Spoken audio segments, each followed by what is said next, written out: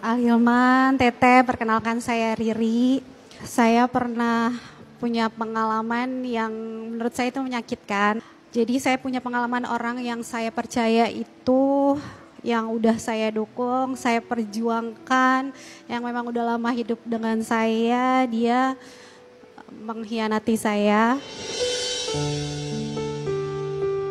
Awalnya saya tidak percaya kalau ujian itu bakal datang di diri saya, sampai akhirnya ujian itu terjadi.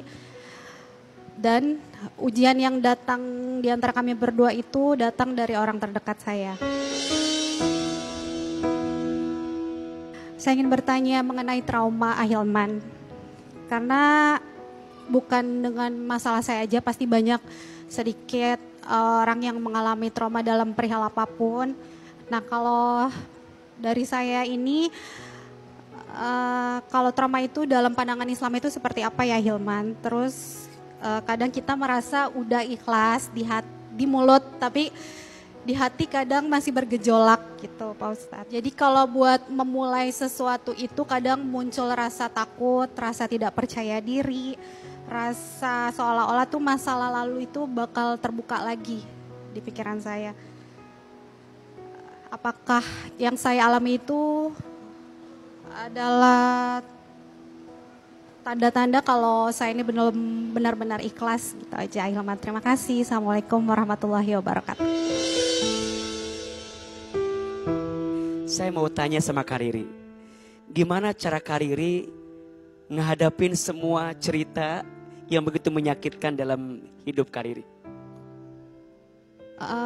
Sebelumnya saya nggak berani buat cerita ke siapapun, dipendam sendiri sampai akhirnya ya serahin semua sama Allah, minta jalan kalau emang langkah yang saya ambil ini baik, tolong dimudahkan. Tapi kalau emang ini nggak baik, tolong dipersulit gitu. Ternyata jalan yang mudah itu yang sekarang saya ambil gitu. Ini pengalaman pertama dalam hidup. Pengkhianatan dari orang terdekat, orang yang saya cintai gitu. Pengalaman pertama dan di dalam pengalaman itu dalam pernikahan gitu. Jadi sempat frustasi lah Pak Ustadz Ahilman, sempat frustasi sampai akhirnya ya udah serahin semua sama Allah, minta petunjuk, minta dikasih petunjuk langkah yang baik aja, minta dimudahkan aja sih gitu. Jadi sebenarnya kalau dibilang sadar nggak sadar sih dengan keputusan yang saya ambil. Cuma karena jalannya mudah, jadi baru sadar gitu. Oh ternyata ini ridho dari Allah jalan yang saya ambil.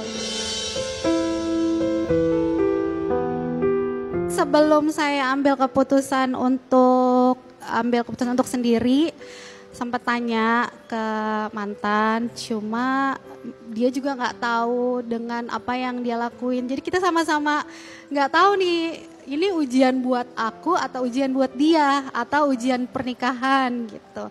Jadi ya udah setelah kita diskusi semua keputusan yang kita ambil itu atas keputusan bersama gitu Ahilman. Ya walaupun ya udah berusaha untuk memaafkan sampai sekarang, udah berusaha untuk biasa aja. Sampai sama mantan sebenarnya hubungannya sampai sekarang baik-baik aja gitu. Cuma mau tanya tentang perihal trauma aja. Apakah sampai sekarang saya belum mendapatkan pasangan baru itu karena saya trauma atau apa gitu. Jadi udah memaafkan sudah? Alhamdulillah sudah. Enggak, katanya boleh ya Ahilman menjauhi orang yang pernah menyakiti kita tanpa kita harus membenci, itu kan boleh kan ya Hilman. Jadi kalau saya sih ambil langkah itu aja gitu. Ya kalaupun ketemu ya silaturahmi. Tapi pernah ketemu atau ngobrol setelah kejadian ini? Enggak pernah sama sekali. Kalau sama mantan masih sering ketemu karena kan ada anak. Kalau sama pasangannya belum kebayang sih Ahilman, tapi saya tipe orang yang ya udahlah gitu, saya nggak mau banyak omong sih, diam aja gitu. Nggak mau ada yang disampaikan kepada pasangannya sekarang? Ya semoga menjadi pasangan sampai akhir hayat lah, sakinah mawaddah warahmah. Bunda, setiap orang tuh pernah terluka.